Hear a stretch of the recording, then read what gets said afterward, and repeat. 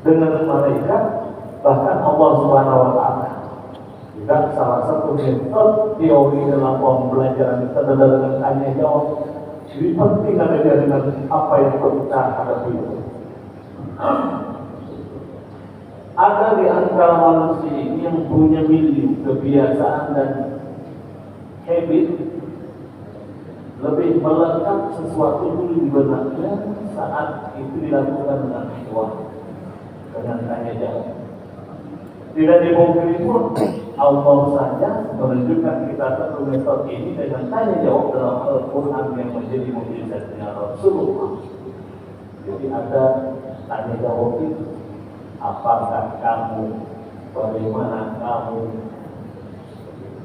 masihkah kamu dalam Al-Quran? Itu banyak pertanyaan-pertanyaan asli itu. Dan itu salah satu 6 titik poin yang digarisbawahi oleh para ulama tafsir ayat-ayat Al-Quran yang ada di dalam Al-Quran itu, cerita-cerita kisah-kisah, ancaman-ancaman, janji-janji, dan salah satu soalan-soalan tanya jawab. Seperti yang bertanya kemarin sudah kita bahas, Abu bin Dinar termasuk murid yang Said bin Zubair bertanya tentang takut. Bagaimana jawaban yang Said bin Zubair selaku alim tabi'in, guru yang hebat, ahli mufassir, ahli tafsir, ahli hadis. Kemarin sudah dibahas. Saya ingin mengulangi itu kembali. Bisa diurut apa yang ditanya oleh Abu bin Dinar di antara murid-muridnya yang berada di majlisnya, yaitu di Kufah. Ada yang satu belum sampai kita harus selesaikan, yaitu ketika beliau ditanya oleh muridnya tentang pertanyaan yang menanyakan sambil berdiri, lalu dia ingin mendengar cerita para anbiya, karena Allah juga bercerita ini pada satu metode. Siapa yang menggunakan metode mereka menggunakan metode trik jalan. Sambil berdiri dia bertanya, wahai Abu Abdullah, ceritakan kepada kami tentang Musa dan kaumnya. Pertanyaan keinginan tentang kaum, lalu jawab tentang kebinasaan umat ini bagaimana. Ini adalah khabar dan kita bahas dua ini.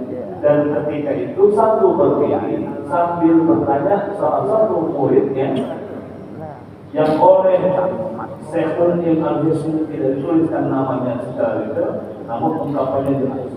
Wahai Aba Abdullah, ceritakanlah kepada kami tentang Nabi Musa dan kaumnya. Kenapa ini pertanyaan hebat? Karena kita tahu Musa Nabi yang diberi gelar Kalimullah, Kalamullah, dan berarti Kalimullah. Musa Kalimullah. Musa adalah Nabi yang menjadi Nabi yang bisa diajak berbicara dengan Allah. Satu-satunya Nabi yang tidak ngobrol itu Musa. Meskipun kemudian dia belum lagi mulai ngobrolnya tadi udah pingsan dulu. Ibrahim juga punya gelar. Semua nabi-nabi punya gelar. Bahkan ada nabi-nabi yang bergelar Maqul Nazir. 4 itu yang kesengsaraannya, perkunciannya, penderitaannya jauh lebih hebat dibandingkan nabi-nabi yang diakui 20 Rasul dan Nabi yang 25. Kalau Nabi-Nabi kan ribuan, tapi kalau Rasul 25 yang ada dalam keimanan kita akan beriman. Kenapa dengan Musa? Karena Musa punya kehebatan, bahkan itu di dalam Al-Quran diceritakan. Kemarin saya sudah bacakan juga Bapak Ibu di dalam surat An-Nisa. Bapak Ibu bisa buka lagi. Apa kisahnya tentang dia bertemu dengan Nabi Allah? Aidil bukan Rasul, namun dia Nabi. Nabi tidak diberikan wewenang penuh untuk menyebarkan agama. Rasul ini mendapatkan kewajiban untuk sebarkan agama. Jadi Nabi Rasul itu. Nabi banyak jumlahnya. Bahkan bisa jadi di antara kita ini wali-wali yang punya kategori derajat Nabi ya. Nabi banyak. Dan Nabi saja salah satunya. Ketika Musa terdetik di hatinya ungkapan, wah aku ini diajak ngobrol oleh Allah, berarti aku yang paling tahu, paling pintar. Anda selalu ingatkan, hati-hati, kamu belum tahu sebanyak apa yang diketahui oleh saya. Siapa saya? Wah, artinya siapa yang tahu nama saya akan bertemu dengan Nabi saya, dan jawabannya nama saya itu sampai sekarang masih ada. Siapa dia? Ada di antara Bapak Ibu. Siapa yang tahu namanya? Nanti kalau ingin tahu kita di belakang ya. Ada yang mengatakan namanya pada Nabi. Siapa yang tahu namanya? Ketika disebut kamu ya, wah ini bisa ketemu dengan Nabi saya. Dan hebatnya Nabi saya kemarin kita kasih PR untuk kita sebelumnya. Yang selalu diminta oleh kita adalah min ladunka. Doa itu ungkapan kita para pencari ilmu kan begitu. Min ladunka sultanan nasir, min ladunka rahmah. Apa itu? Ladun itu pada ini bahasa Arabnya ada itu dari tangan gitu kan begitu. Ladun ka dari engkau.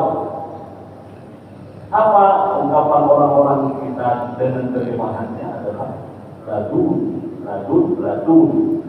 Siapa-siapa yang mendapatkan ilmu laduni itu hebat. Jadi Musa ketika sombong dalam hati dengan kehebatan ilmunya, karena gelarnya saja orang yang diajak ngobrol oleh Allah, lantas kemudian diingatkan Allah ada Khidir. Kenapa Khidir? Ungkapan Khidir kepada Musa jauh lebih dahsyat.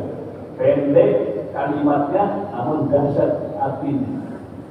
Inna kalan tastati'a ma'iya sabra. Ini ungkapan untuk para guru. Lalu bilang, kenapa ya Allah begini? Suruh kita, perintah kita, ancam kita. Atas jawabannya gampang Allah itu. Inna kalan tastati'a ma'iya sabra. Guru itu bilang ya, sedikit-sedikit suruh kita begini dan begitu. Segalanya sebagai rambut tidak boleh panjang, baju harus dimasukkan, baju jangan hemong kata kita korek. Kenapa ya banyak sekali aturan-aturan dalam sekolah itu? Nanti gurunya juga tunjuk muka muridnya lantas bilang, inna kalan tastati'a ma'iya sabra. Lang itu tidak akan pernah mungkin sama sekali ikuti saya kamu sana. Kenapa ungkapan ini diucapkan oleh Khidir? Karena dia jauh lebih tahu apa yang akan terjadi nanti. Ini Musa dengan sabar. Lantas tadinya artinya tidak akan pernah salah sekali. Jadi kita seluruh ini punya sifat begitu memang. Cukup tunjuk batang hidungnya lantas mengatakan inna lantas tadinya amal ya sabra. Dia tenang dalam rancak dia dalam tubuh. Setelah